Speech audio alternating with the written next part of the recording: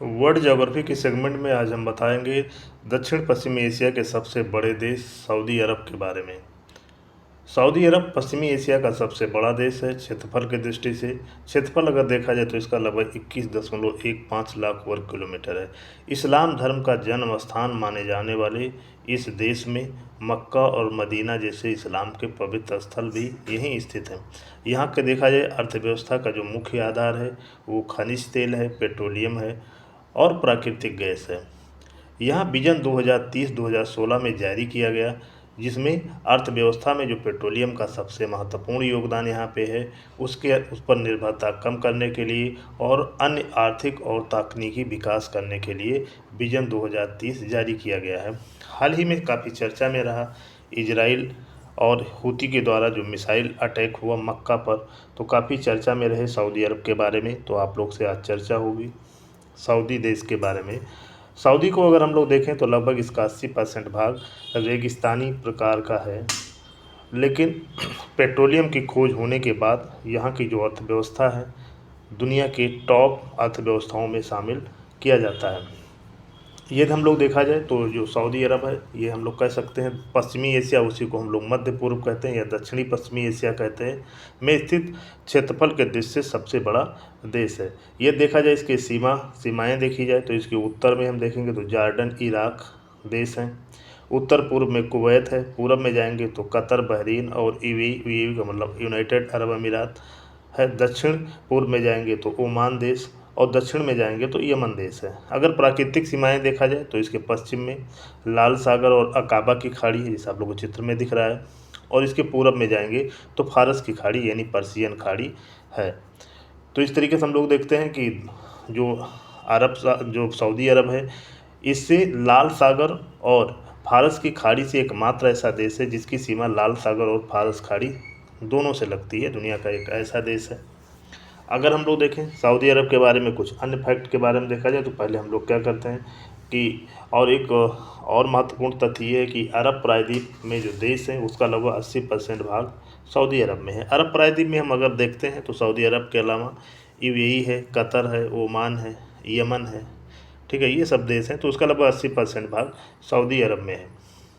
ये सऊदी अरब का भौगोलिक विभाजन देखा जाए, जोग्राफिकल विभाजन देखा जाए तो इसको हम 5 भागों में बांटते हैं।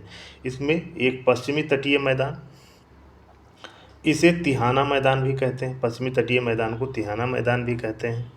यह लाल सागर के तटीय भाग में है। ये उत्तर दक्षिण दिशा में लगभग 1450 किलोमीटर लंबाई में फैला हुआ है। ये लाल सागर तट और वहाँ का जो पर्वत है हिजाज तथा असीर पर्वतों के बीच में स्थित। अगर हम लोग देखेंगे इस पर्वत के पश्चिम में तो लाल सागर, और अगर पूरब में देखेंगे तो हिजाज और असीस पर्वत है उसके बीच में है, असीर पर्वत के बीच में है। जॉर्डन की सीमा से लेकर यमन तक फैला है। चौड़ाई अगर देखा जाए तो पतला है, चौड़ाई ज़्यादा नहीं है, 20 से लेकर 60 किलोमीटर है। ज़मीन में अधिकतर ज़मीन यहाँ की देखा जाए तो रेतीली है, बलुई है, मिट्टी पाई जाती है। स्थान स्थान पर कुछ नमक के मैदान यानी जो साल्ट फ्लैट्स पाए जाते हैं और दलदल क्षेत्र ज़्यादा मिलते हैं, मॉर्सी लैंड मिलता है। लाल सागर के अगर हम लोग देखें, जो लाल सागर है, लाल सागर के किनारे अगर देखें तो यहाँ पे कुछ प्रवाल भित्तियाँ मिलती हैं। प्राकृतिक वनस्पतियाँ बहुत कम मिलती हैं। कुछ स्थानों पे मैंग्रोव पेड़ पाए जाते हैं, यानी जो मैंग्रोव वन क्षेत्र होते हैं वो पाए जाते हैं। प्रमुख अगर शहर देखा जाए इधर तो जेद्दा है, यानबू है और जीजान शहर है। तो इस तरीके से हम लोग देखते हैं, जैसा आप लोग के चित्र में दिख रहा है कि कुछ प्रवाल और प्रवाल भित्तियाँ भी लाल सागर वाले क्षेत्र में भी मिलती हैं और कुछ यहाँ पे जो पर्शियन खाड़ी है उस क्षेत्र में भी मिलती हैं।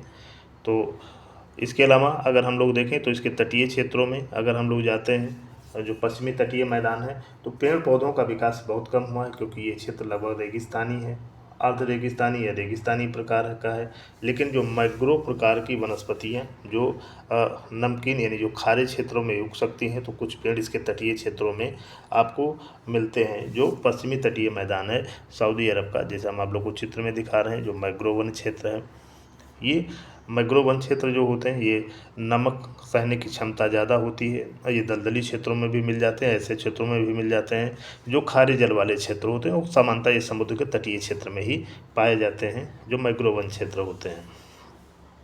इसके अलावा अगर हम लोग जाते हैं जो तटीय मैदान के पूरब में जाते हैं तो पर्वतीय क्षेत्र है। सऊदी अरब में देखेंगे तो पर्वतीय क्षेत्र मिलता है। ये तटीय मैदान के पूर्व में है और हम लोग इसको क्या कहते हैं, तटीय मैदान के पूर्व में सऊदी अरब का जो पर्वतीय प्रदेश है ये उत्तर से दक्षिण दिशा में फैला हुआ है। ये 2 भागों में बाँटा जा सकता है, यानी 2 मेन पर्वत हैं। एक हिजाज पर्वत है जो उत्तरी पश्चिमी भाग में मिलेगा, सऊदी अरब के उत्तरी पश्चिमी भाग में मिलेगा जो हिजाज पर्वत है। इसी में मक्का मदीना इसी भाग में स्थित है, जो मक्का मदीना शहर है इसी भाग में स्थित है। इसके अलावा असीर पर्वत है, यह दक्षिणी पश्चिमी भाग में यमन की सीमा के पास है। और ये सऊदी अरब की जो सबसे ऊंची चोटी है जबल सौदा इसी भाग में है, लगभग 3133 मीटर है जबल सौदा चोटी, इसी भाग में पाई जाती है। तो इस तरीके से हम लोग देखते हैं कि जो पश्चिमी तटीय मैदान के बाद पर्वतीय प्रदेश मिलता है, लेकिन ये सारे क्षेत्र लगभग शुष्क या अर्ध शुष्क प्रकार के हैं, वर्षा बहुत कम होती है।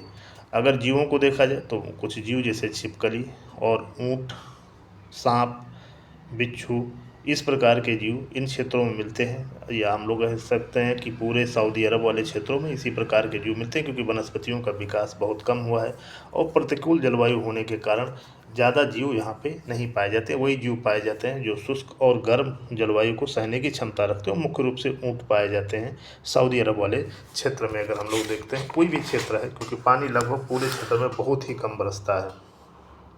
एक अगर हम और देखें, जो मध्यवर्ती पठारी भाग है जो सऊदी का एक अन्य भाग है, ये सऊदी अरब का सबसे बड़ा भाग है। मध्य पठारी जो भाग है ये, और ये मुख्य भाग है, मुख्य पठारी भाग है, यानी आंतरिक क्षेत्र में ये है।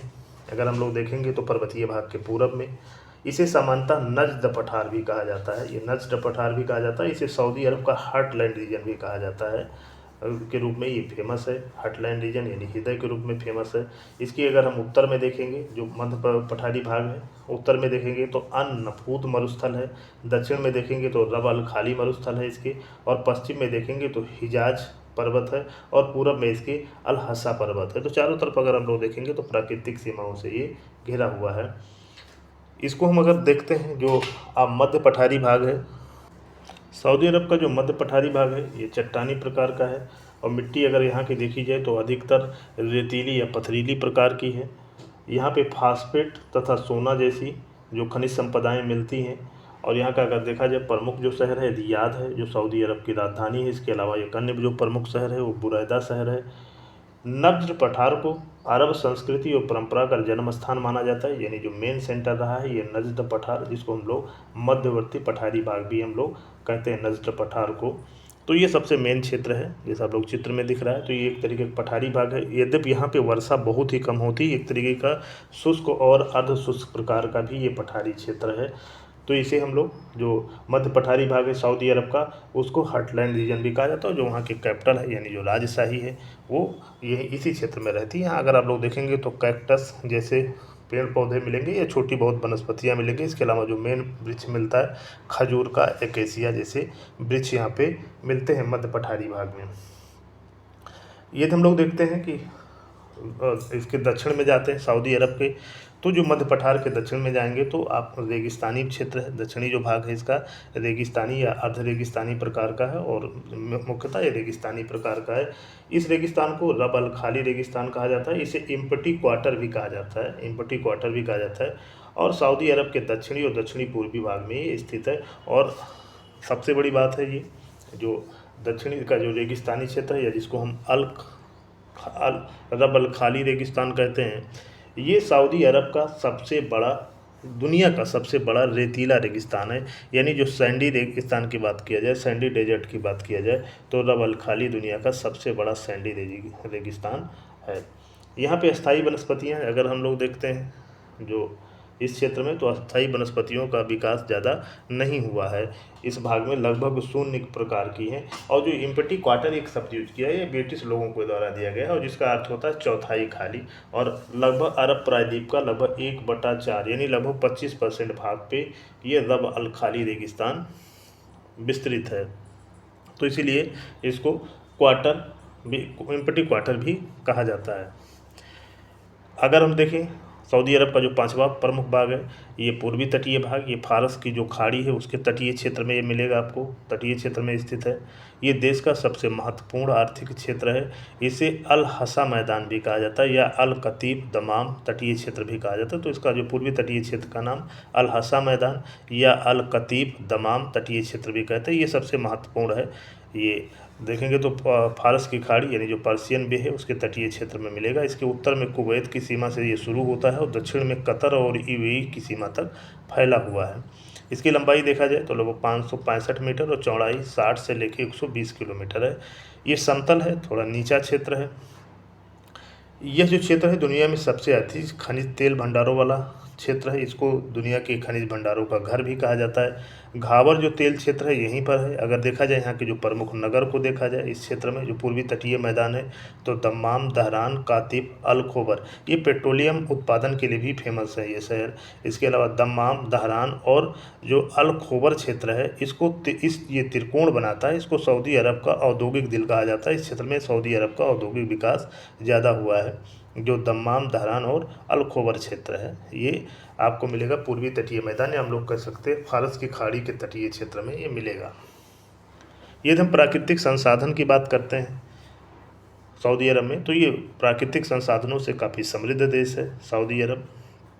पेट्रोलियम देखा जाए तो वेनेजुएला के बाद सबसे अधिक भंडार है तथा यूएसए के बाद दूसरा सबसे अधिक उत्पादन भी करता है। अगर निर्यात में देखा जाए तो दुनिया में सबसे अधिक पेट्रोलियम का निर्यात सऊदी अरब करता है। प्रमुख खनिज जो तेल क्षेत्र हैं यहाँ के, बहुत क्वेश्चन आते हैं आप लोग के, ये जो प्रमुख खनिज तेल क्षेत्र हैं उसमें आपका घावर है। ये दुनिया का सबसे बड़ा एकल क्षेत्र है पेट्रोलियम का जो घावर क्षेत्र है। इसके अलावा सफानिया क्षेत्र है, ये अपतटीय यानी ऑफ शोर क्षेत्र है, ये पर्शियन खाड़ी में पड़ेगा। ये दुनिया का सबसे बड़ा ऑफ शोर यानी अपतटीय क्षेत्र पेट्रोलियम यानी खनिज तेल का है। अगर लैंड एरिया पे देखा जाए तो घावर है। अगर देखा जाए तट ऑफशोर यानी जो समुद्र में या खाड़ियों में पाया जाता है तो उसमें सफानिया क्षेत्र है। अन्य जो क्षेत्र हैं पेट्रोलियम प्रमुख उत्पादक यहाँ के दमाम है, अबकैक है, खुरैस है, सैबा आदि हैं। जीडीपी का अगर देखा जाए तो लगभग 40% जो आय होती है वो पेट्रोलियम से होती है तथा निर्यात का देखा जाए तो 70 से 75% जो आय है पेट्रोलियम से ही सऊदी अरब को होती है। तो इससे अंदाज़ा लगता है कि सऊदी अरब में पेट्रोलियम का कितना बड़ा महत्व है, खनिज का कितना बड़ा महत्व है, खनिज तेल का। प्राकृतिक गैस में अगर देखा जाए तो दुनिया का 7वां सबसे बड़ा उत्पादक देश है। प्रमुख क्षेत्र देखा जाए तो कुरैया, घावार, सफानिया, सैबा आदि क्षेत्र हैं पेट्रोलियम उत्पादक क्षेत्र यानी जो प्राकृतिक गैस उत्पादक क्षेत्र भी ये प्रमुख रूप से है दुनिया में। अन्य खनिजों में देखा जाए सोना, फास्फेट, तांबा, जस्ता, चांदी भी मिलता है यहाँ पे। अगर जल संसाधन देखा जाए तो प्राकृतिक रूप से बहुत ही सीमित है। अगर मीठे जल की बात की जाए, पीने वाले जल की बात किया जाए तो बहुत ही सीमित है, क्योंकि वर्षा बहुत कम होने के साथ साथ यहाँ पे वर्षा कम होने के साथ साथ ये लगभग शुष्क और अर्ध शुष्क क्षेत्र है, रेगिस्तानी क्षेत्र है। और यहाँ पे नदियों लगभग अस्थायी नदी भी कोई नहीं पाई जाती और इस तरीके से झीलें और अन्य जो प्राकृतिक स्रोत हैं जल संसाधनों के वो भी लगभग सीमित मात्रा में ही हैं। प्रमुख जो स्रोत हैं यहाँ पानी के, एक तो भूजल से बहुत गहरे कुएं खोदने पे कभी कभी निकलता है, अक्सर क्षेत्रों में पेट्रोलियम निकलता है। और एक होता है डीसैलिनेशन जो प्रक्रिया होती है, डीसैलिनेशन जो प्लांट लगा के किया जाता है। लगभग 50% जो पानी की सप्लाई सऊदी अरब में होती है वो डीसैलिनेशन प्लांट द्वारा होती है। इसका मतलब होता है कि समुद्र का जो जल है, खारा जल है, उसको मीठा पीने वाला बनाया जाता है। और सऊदी अरब में विश्व में सबसे अधिक खारे जल को मीठे में बदलने के प्लांट लगे हुए हैं। सबसे ज़्यादा बदलता है ये पानी, क्योंकि सऊदी में बहुत ज़्यादा अभाव है जल का, मीठे जल का। लाल सागर तथा फारस की खाड़ी के में अगर देखा जाए तो यहाँ मत्स्य पालन भी होता है, मोती पालन भी होता है, नमक का उत्पादन भी होता है। तो सऊदी अरब में एक तरीके से हम देखते हैं पेट्रोलियम तो मुख्य आधार है, इसके अलावा अन्य चीज़ों का भी उत्पादन यहाँ पे होता है, खनिजों का। अगर हम कृषि की बात करें सऊदी में तो अधिकांश भाग मरुस्थलीय और अर्ध मरुस्थलीय यानी रेगिस्तानी और अर्ध रेगिस्तानी है होने के कारण बहुत ही सीमित खेती होती है। अगर प्रमुख फसलों के बारे में देखा जाए तो प्रमुख जो है यहाँ पे खजूर की खेती होती है। खजूर मिस्र के बाद दूसरा सबसे अधिक खजूर उत्पादक देश भी है सऊदी अरब। इसके अलावा जौ, गेहूं और सब्जियां, फल का उत्पादन बहुत ही सीमित मात्रा में होता है। ज़्यादातर अन्य देशों के आयात पर निर्भर है सऊदी अरब। अब थोड़ी सी बात और कर लिया जाए सऊदी अरब के बारे में, तो सऊदी अरब को एक बार मैं पुनः बता दूं कि इसका अधिकांश भाग रेगिस्तानी अर्ध रेगिस्तानी है। रेगिस्तान का मतलब ये नहीं होता कि केवल बलुआ रेगिस्तान होना, इसके जो मध्यवर्ती भाग है वो भी लगभग अर्ध रेगिस्तानी या रेगिस्तानी प्रकार का है, लेकिन पठारी क्षेत्र है। तो पठारी क्षेत्र भी रेगिस्तान में हो सकता है, लेकिन यहाँ का जो सबसे बड़ा, दुनिया का सबसे बड़ा बलुआ यानी रेतीला जो मरुस्थल है रब अल खाली पाया जाता है दुनिया का। वैसे दुनिया का देखा जाए तो सबसे बड़ा जो गर्म मरुस्थल है वो सहारा है, लेकिन अगर रेतीले मरुस्थल की बात किया जाए तो रब अल खाली है। इसी तरीके रेगिस्तानी क्षेत्रों में कुछ क्षेत्र ऐसे होते हैं जहाँ पे झीलें होती हैं, तालाब होते हैं या कुछ प्राकृतिक स्रोत होते हैं जल के, वहाँ पे पेड़ पौधों का विकास हो जाता है, जैसा चित्र में आप लोग को दिख रहा है। तो इसको हम ओएसिस या नखलिस्तान कहते हैं, यानी जहाँ पे कभी कहीं कहीं कहीं पे जो रेगिस्तानी क्षेत्र होता है वहाँ जल के स्रोत होते हैं, तो वहाँ पे वनस्पतियों का भी विकास हो जाता है, तो ऐसे क्षेत्र को नखलिस्तान या ओएसिस कहते हैं। सऊदी अरब में कई जगहों पे इस तरीके की चीज़ें मिलती हैं। सऊदी अरब की कुछ जनसंख्या के बारे में चर्चा कर ली जाए, पॉपुलेशन के बारे में चर्चा कर ली जाए, तो यहाँ की जनसंख्या लगभग 3.6 करोड़ है और 1970 के दशक में यहाँ की जनसंख्या लगभग 75 लाख थी। 50 वर्षों में लगभग 4 गुना बढ़ गई है। 85% जनसंख्या यहाँ शहरों में रहती है, जिसमें 35 से 40% जनसंख्या यहाँ पे प्रवासी रहती है, यानी दूसरे देशों के लोग रहते हैं जो अस्थायी नागरिक माने जाते हैं। यहाँ की जनसंख्या में उस तरीके से काउंट नहीं किया जाता है, जिसमें मुख्यतः भारत, पाकिस्तान, बांग्लादेश, मिस्र जैसे देशों के लोग अधिक रहते हैं। भारत के लगभग 25 लाख लोग सऊदी अरब में वर्तमान में रहते हैं। यहाँ देखा जाए तो महिलाओं की संख्या बहुत ज़्यादा कम है, लगभग 43% महिलाएँ हैं और पुरुष लगभग 57% हैं। अधिकांश जनसंख्या देखा जाए तो पूर्वी तटीय भाग है और पश्चिमी तटीय भाग में स्थित है। जो पश्चिमी भाग है या पूर्वी तटीय भाग है वहाँ पे ज़्यादा जनसंख्या रहती है, क्योंकि और ज़्यादातर भाग यहाँ का रेगिस्तानी है। साक्षरता लगभग 95% है। धर्म देखा जाए तो यहाँ का इस्लाम है, लगभग 100% लोग इस्लाम धर्म के मानने वाले हैं जो यहाँ के अस्थायी निवासी हैं, और जिसमें अधिकांश सुन्नी है। लगभग कहा जाता है 90% के आसपास सुन्नी और 10-12% के आसपास शिया मुसलमान रहते हैं। आधिकारिक भाषा यहाँ की अरबी है। यद्यपि यहाँ के कई देशों के लोग रहते हैं तो अपनी स्थानीय भाषा भी बोलते हैं। और थोड़ी सी चर्चा किया जाए, इनके प्रमुख शहरों की चर्चा किया जाए, तो हम जैसे आपको बताया कि यहाँ का जो शहरीकरण है वो लगभग 85% है। और एक थोड़ी सी इससे पहले हम थोड़ा सा चर्चा करेंगे, यहाँ पे एक जनजाति पाई जाती है बद्दू जनजाति, जो आपके परीक्षा की दृष्टि से काफ़ी महत्वपूर्ण है। तो अरब प्रायद्वीप में अगर हम लोग देखें, जो अरब प्रायद्वीप है वहाँ पे सऊदी अरब को लेके कई देश उसमें शामिल हैं, जैसे यूएई है, कतर है, दुबई है, ये सारे देश शामिल हैं। तो इसमें एक पाई जाती है बद्दू जनजाति पाई जाती है, जो मुख्य रूप से पशुपालक है, ऊँटों का पालन करती है। ये बद्दू जनजातियाँ होती है। ये घुमंतू जनजाति है, यानी नोमैडिक जनजाति है। ये सऊदी अरब के अलावा अगर हम देखें तो सीरिया, जॉर्डन, यूएई और उत्तरी अफ्रीका के रेगिस्तान में भी पाए जाते हैं, लेकिन ज़्यादातर इनका जो भाग है ये सऊदी अरब में है। ये लोग मुख्यतः ऊँटों का पालन करते हैं। और ये दक्षिणी जो पश्चिमी एशिया है जिसमें सऊदी है, ये जनजातियों को सामूहिक रूप से इनको अनाजा कहा जाता है। कई जनजातियाँ उसमें सामूहिक रूप से इनको अनाजा कहा जाता है, जिसमें रुवाला नामक जो बद्दू समूह है ये सर्वाधिक महत्वपूर्ण है। तो बद्दू लोगों का जो मुख्य व्यवसाय है पशुपालन है, मुख्यतः ये ऊँट का पालन करते हैं। इसके अलावा भेड़ बकरियों का पालन भी करते हैं। तो इस तरीके से देखते हैं जो यहाँ की जो प्रमुख जनजाति है जो अरब रेगिस्तान में रहती है उसको हम लोग बद्दू जनजाति कहते हैं। सऊदी अरब के अगर हम लोग देखा जाए कुछ अन्य चीज़ों की चर्चा किया जाए, अब सऊदी अरब के प्रमुख शहरों की चर्चा कर लिया जाए, तो यहाँ का जो रियाद शहर है ये सबसे बड़ा शहर है। यहाँ की राजधानी है जो रियाद है। देश के मध्य भाग में जो नज्द पठार है उस पर स्थित है ये। और सऊदी शाही परिवार है, जैसे हम लोग जानते हैं कि जो सऊदी अरब है ये राजशाही परिवार है, राजतंत्र भी यहाँ पे है।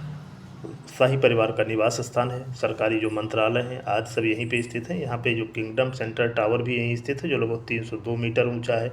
जनसंख्या देखा जाए तो लगभग 80 लाख है। तो ये सबसे प्रमुख शहर है रियाद। इसके अलावा एक अन्य जो प्रमुख शहर है जेद्दा, ये दूसरा सबसे बड़ा शहर है सऊदी का, लगभग 50 लाख आबादी है इसकी। दूसरा सबसे बड़ा शहर माना जाता है इसको। ये समुद्री बंदरगाह भी है, लाल सागर तट पे स्थित है जो जेद्दा शहर है। सऊदी अरब का वाणिज्यिक व्यापारिक केंद्र भी है और मक्का से लगभग 70 किलोमीटर दूर है।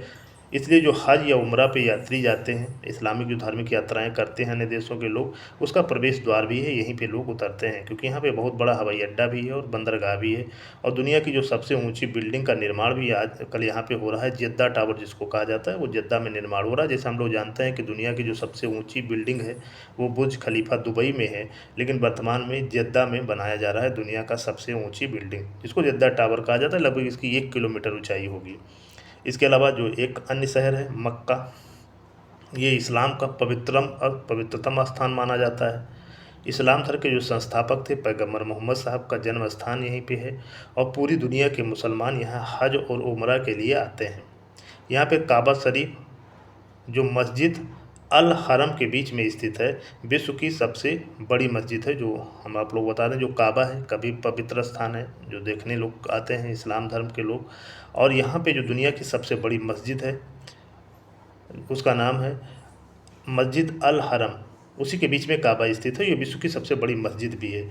यहाँ लगभग 20 लाख से अधिक लोग रहते हैं और एक इस जो मस्जिद में लगभग 20 लाख से अधिक लोग एक साथ नमाज अदा कर सकते हैं। जो मस्जिद है आपकी मस्जिद अल हरम, जनसंख्या अगर मक्का की देखा जाए तो लगभग 30 लाख है, लेकिन जब लोग हज की यात्रा करने आते हैं तो संख्या यहाँ की बहुत ज़्यादा बढ़ जाती है। जैसा आप लोग को चित्र में हम लोग दिखा रहे हैं, जो इसके तटीय क्षेत्र हैं, जो चाहे लाल सागर तटीय क्षेत्र है, चाहे फारस खाड़ी तटीय क्षेत्र में है, तो वहाँ पे प्रवाल भी पाए जाते हैं, जो चित्र में आपको दिख रहा है। प्रवाल और प्रवाल भित्तियाँ भी देखने को मिलती हैं, जो एकदम रंग बिरंगी होती है। प्रवालों पे हम आप लोग के लिए वीडियो अलग से भी बना रखे हैं, तो उसको आप लोग देख भी सकते हैं। एक अन्य शहरों की बात किया जाए सऊदी अरब के, तो मदीना शहर है। मक्का के बाद कहा जाता है जो इस्लाम का जो दूसरा प्रमुख जो पवित्र शहर है वो मदीना है। ये दूसरा सबसे पवित्र शहर माना जाता है। इसे इस्लामी इतिहास में यथरिब नाम से जाना जाता था। जो मदीना का जो प्राचीन इतिहास में इसका नाम यथरिब था। 622 ईस्वी में पैगंबर मोहम्मद साहब का यहाँ पे आए थे, मदीना से मक्का से मदीना आए थे, यहाँ से आए थे मदीना में। इस घटना को हिजरी कैलेंडर की शुरुआत माना जाता है। जो इस्लामी कैलेंडर है उसको हिजरी कहा जाता है, हिजरी कैलेंडर कहा जाता है। यहाँ मोहम्मद साहब की शरीफ स्थित है, यानी कब्र स्थित है, जो यहाँ यहीं पे इनका देहांत हुआ था मोहम्मद साहब का। काबा के बाद दूसरा पवित्रम स्थल है ये मस्जिद है। कब्र शरीफ जो कब्र है ये दुनिया में सबसे पवित्र माना जाता है काबा के बाद इस्लाम धर्म में। यह इस्लामी राज्य की जो पहली स्थापना हुई थी वो यहीं पे हुई थी, मदीना में हुई थी, और ये मक्का से लगभग 340 किलोमीटर उत्तर में है। कुबा मस्जिद यहाँ पे है, ये इस्लाम की पहली मस्जिद मानी जाती है। मस्जिद यह नबवी है, यहीं पे करोड़ों मुसलमान यहाँ जियारत करने आते हैं। जनसंख्या लगभग देखा जाए तो मदीना की 20 लाख है। एक जुबैल शहर है, ये फारस की खाड़ी के तट पर स्थित है। जुबैल जो शहर है फारस की खाड़ी के तट पर स्थित है। ये दुनिया का सबसे बड़ा औद्योगिक शहर माना जाता है और सऊदी अरब का औद्योगिक हृदय भी कहा जाता है जुबैल शहर को, जो फारस की खाड़ी के तट पर स्थित है। तो ये दुनिया का सबसे बड़ा औद्योगिक शहर, इंडस्ट्रियल सिटीज माना जाता है। इसके अलावा दम्माम, यहाँ पे किंग फहद इंटरनेशनल एयरपोर्ट है, जो क्षेत्रफल की दृष्टि से दुनिया का सबसे बड़ा एयरपोर्ट है। ध्यान दीजिएगा, क्षेत्रफल की दृष्टि से दुनिया का जो सबसे बड़ा एयरपोर्ट है वो किंग फहद इंटरनेशनल एयरपोर्ट है, जो दमाम शहर में है। ये अगर हम दमाम देखेंगे तो फारस की खाड़ी के तटीय क्षेत्र में स्थित है। इसके अलावा दहरान है। दहरान यहाँ का जो क्षेत्र है, यहाँ आरामको कंपनी का मुख्यालय। जानते हैं जो आरामको कंपनी है दुनिया की सबसे बड़ी पेट्रोलियम कंपनी है। अन्य जो यहाँ के शहर हैं खोबार है, यानबू है, अहवा आदि यहाँ के शहर हैं। तो इस तरीके से हम लोग कुछ प्रमुख शहरों की चर्चा की है सऊदी अरब के। अब थोड़ी सी चर्चा हम लोग कर लें सऊदी अरब के इतिहास की। थोड़ा सा हिस्ट्री की चर्चा हो जाए सऊदी अरब के, तो प्राचीन इतिहास हम लोग कह सकते हैं इस्लाम के पूर्व के काल की बात किया जाए तो सऊदी अरब प्राचीन समय से ही व्यापार और कारवां का मेन केंद्र हुआ करता था। मक्का और मदीना, जो मदीना को उस वक्त यथरिब कहा जाता है, जैसे नगर, स्थानीय भाषा में स्थानीय लोग जो कबीले लोग रहते थे यहाँ पे रहते थे। मक्का में काबा पहले से ही धार्मिक स्थल के रूप में मौजूद था। ध्यान दीजिएगा, जो काबा था पहले से मौजूद था, जहाँ विभिन्न कबीलों की पूजा पद्धतियाँ यहाँ पे होती थी काबा में। इस्लाम का उदय देखा जाए 7वीं शताब्दी में, तो हज़रत मोहम्मद का जन्म जैसा हम लोग जानते हैं 570 ईस्वी में मक्का में हुआ था और इस्लाम की शुरुआत 610 ईस्वी में हुई थी। 622 ईस्वी में मोहम्मद साहब मक्का से मदीना गए। हिजरत, इसी को हिजरत कहा जाता है या प्रवास कहा जाता है। यहाँ से हिजरी कैलेंडर का प्रारंभ होता है। इसके बाद सऊदी अरब के साथ पूरा अरब प्रायद्वीप इस्लाम के अधीन आ गया। इस्लामी खलीफाओं का शासन देखा जाए तो 7वीं से 16वीं शताब्दी तक रहा। उस्मान साम्राज्य यहाँ 16वीं से 19वीं शताब्दी तक रहा। आधुनिक अगर देखा जाए सऊदी अरब की बात किया जाए तो 1902 में इसको आधुनिक सऊदी अरब की स्थापना हम लोग मान सकते हैं। और वर्तमान तक की बात किया जाए तो 23 सितंबर को किंगडम ऑफ सऊदी अरेबिया की घोषणा की गई और इसी दिन राष्ट्रीय दिवस भी मनाया जाता है। और 1938 में दम्माम में पेट्रोलियम की पहली खोज हुई और आर्थिक जो विकास यानी आर्थिक इतिहास में सबसे बड़ा मोड़ आया सऊदी अरब के, जब पेट्रोलियम की खोज यहाँ 1938 में हो गई। तो ये राष्ट्रीय दिवस जो मनाता है 23 सितंबर को मनाता है, क्योंकि इसी दिन किंगडम ऑफ सऊदी अरेबिया की घोषणा 1902 में हुई थी। एक विजन 2030 की चर्चा बहुत ज़्यादा आजकल हो रही है। तो ये राष्ट्रीय विकास और आर्थिक सुधार की योजना है, जिसे जो वहाँ के क्राउन प्रिंस हैं, जैसे हम लोग जानते हैं कि सऊदी अरब में राजशाही है, तो वहाँ के जो वर्तमान में क्राउन प्रिंस है, यानी जिनको जो वर्तमान राजा उनके बाद राजा बनना है, मोहम्मद बिन सलमान, जिसको MBS शॉर्ट फॉर्म में लोग कहते हैं, बहुत फेमस है, ने शुरू किया है। इसका जो मुख्य उद्देश्य है तेल पर सऊदी अरब की निर्भरता कम करना, पर्यटन, IT, नवीकरणीय ऊर्जा, कला, संगीत और महिलाओं की भागीदारी को बढ़ावा देना है। और इस योजना की शुरुआत 2016 में की गई थी और 2030 तक ये विजन रखा गया है। इसमें और जो चीज़ें शामिल हैं, नियोम जैसे हाईटेक सिटी का निर्माण किया जा रहा है, अर्थात पूरी तरीके से राष्ट्रीय परिवर्तन करना है सऊदी अरब का, और पेट्रोलियम से निर्भरता कम करनी है सऊदी की। तो ये विजन 2030 का उद्देश्य है। तो इस तरीके से हम लोग देखते हैं कि जो इतिहास की चर्चा हुई सऊदी अरब के। सऊदी अरब में अगर देखा जाए नदियों के बारे में या झीलों के बारे में चर्चा किया जाए, तो यहाँ पे नदियाँ और झीलों की लगभग नदियाँ तो पाई ही नहीं जाती, कोई अस्थायी नदी यहाँ पाई जाती नहीं है, और जो झीलें पाई जाती हैं वो भी कोई प्रमुख झील यहाँ नहीं पाई जाती हैं। तो सऊदी अरब में जो अधिकांश भाग है, हम जैसा जानते हैं, बहुत ही शुष्क है, रेगिस्तानी है, इसलिए यहाँ कोई अस्थायी नदी नहीं पाई जाती है। ये क्वेश्चन भी बनता है कि सऊदी अरब में कोई अस्थायी नदी नहीं पाई जाती है, बड़े देशों में भी ये शामिल है। क्षेत्रफल के दृष्टि से देखा जाए तो दुनिया का 12वां सबसे बड़ा देश है और एशिया का 5वां सबसे बड़ा देश है लेकिन इसके बाद भी कोई नदी नहीं है। सऊदी अरब में बहने वाले जलमार्ग जो होते हैं, छोटे मोटे जो नाले जैसे बहते हैं, उनको वादी कहा जाता है। ये नाले जैसे होते हैं और केवल बरसात जब कभी थोड़ा बहुत होती है तो इसमें पानी दिखता है, नहीं कोई पानी नहीं दिखता है। जैसे कुछ फेमस जो यहाँ पे हैं जो नाले हैं, जहाँ हम लोग कह सकते हैं वादियाँ हैं, तो वादी अर रुमा ये अरब प्रायद्वीप की सबसे बड़ी वादी है, लगभग 600 किलोमीटर लंबी है। इसके अलावा वादी हनिका है, ये रियाद क्षेत्र में बहती है। एक वादी फातिमा है, ये जद्दा और मक्का के मध्य में ये मिलेगी। लेकिन आप लोगों को मैं बता दूं कि इसमें जब कभी पानी बरसता है तो थोड़ा बहुत पानी रहता है। ये आप लोग को खजूर का पेड़ आप लोग को दिखाया जा रहा है, जो प्रमुख उत्पादक फसल भी है सऊदी की। एक है अल अहसा ओएसिस। अल अहसा ओएसिस ये विश्व का सबसे बड़ा प्राकृतिक ओएसिस है, या इसी को नखलिस्तान कहा जाता है। ओएसिस का मतलब मैं समझा दूँ, ओएसिस क्या होता है, रेगिस्तान में पाए जाने वाले कुछ क्षेत्रों में जो जल मिलते हैं, और जब जल पाए जाने के कारण वहाँ पे हरियाली होती है, जल स्रोत होने के कारण, तो उसी को हम लोग ओएसिस कहते हैं। जहाँ पे जल कहीं कहीं मिलता है रेगिस्तानों में और वहाँ पे हरियाली होती है, पेड़ पौधों का विकास हो जाता है, तो उसको हम ओएसिस कहते हैं। और ये मानव का निवास स्थान भी होता है, जहाँ जहाँ पे ये चीज़ें मिलती हैं वहाँ पे मानव निवास भी करता है। और वर्तमान में तो पर्यटन स्थल के रूप में भी काफ़ी विकास हुआ है ओएसिस का। तो जो यहाँ का है अल अहसा ओएसिस, ये विश्व का सबसे बड़ा प्राकृतिक ओएसिस है। इसके अलावा अगर यहाँ के देखा जाए वनस्पतियों का, तो खजूर, कैक्टस, एकेसिया, सबका, सफरन एक प्रकार का फूल है, इस प्रकार के जैसे कैक्टस आप लोग को दिख रहा है। तो इस तरीके की वनस्पतियाँ थोड़ा बहुत पाई जाती हैं, जो गर्मियों को ज़्यादा सहने की क्षमता रखती हैं। अगर जीवों में देखा जाए तो प्रमुख जो यहाँ का जीव है वो ऊँट है। इसके अलावा लोमड़ी, सांप, छिपकली, बिच्छू और फाल्कन पक्षी, ये सब यहाँ मिलते हैं। यहाँ का जो प्रमुख जीव है वो ऊँट ही है, क्योंकि जैसा हम लोग जानते हैं कि ऊँट जो पानी या गर्मी सहने की सबसे ज़्यादा क्षमता होती है। थोड़ा भी पानी पीने के बाद लंबे समय तक वो रह सकता है इन कठिन परिस्थितियों में। और जो इसके पैर होते हैं, हम लोग कहते हैं गद्दीदार होते हैं, तो रेगिस्तानों में इनको चलना भी बहुत आसान होता है, इसीलिए इनको रेगिस्तान का जहाज भी कहा जाता है। तो ऊँट यहाँ का प्रमुख जीव है। एक और ख़ास बात अगर हम बता दें तो सऊदी अरब एकमात्र देश है जिसकी सीमा हम आप बता दें कि लाल सागर और फारस खाड़ी दोनों से लगती है। और अगर देखा जाए जो कर्क रेखा है, जो 23.5 अक्षांश की रेखा है, ये सऊदी अरब के बीच से होकर जाती है। तो इस तरीके से आप लोग को जो जानकारी दी गई वो सऊदी अरब देश के बारे में दी गई। एक बात थोड़ा पुनः हम आपको फिर से बता दें कि ये दक्षिण पश्चिमी एशिया का सबसे बड़ा देश है और दुनिया का क्षेत्रफल के दृष्टि से 12वां सबसे बड़ा देश है और एशिया का 5वां सबसे बड़ा देश है। अगर रेगिस्तान की बात किया जाए, जो अरब रेगिस्तान है, इसमें कई रेगिस्तान सम्मिलित हैं, तो ये दुनिया का अगर देखा जाए तो चौथा सबसे बड़ा रेगिस्तान, और एशिया का देखा जाए तो सबसे बड़ा रेगिस्तान माना जाता है अरब रेगिस्तान को।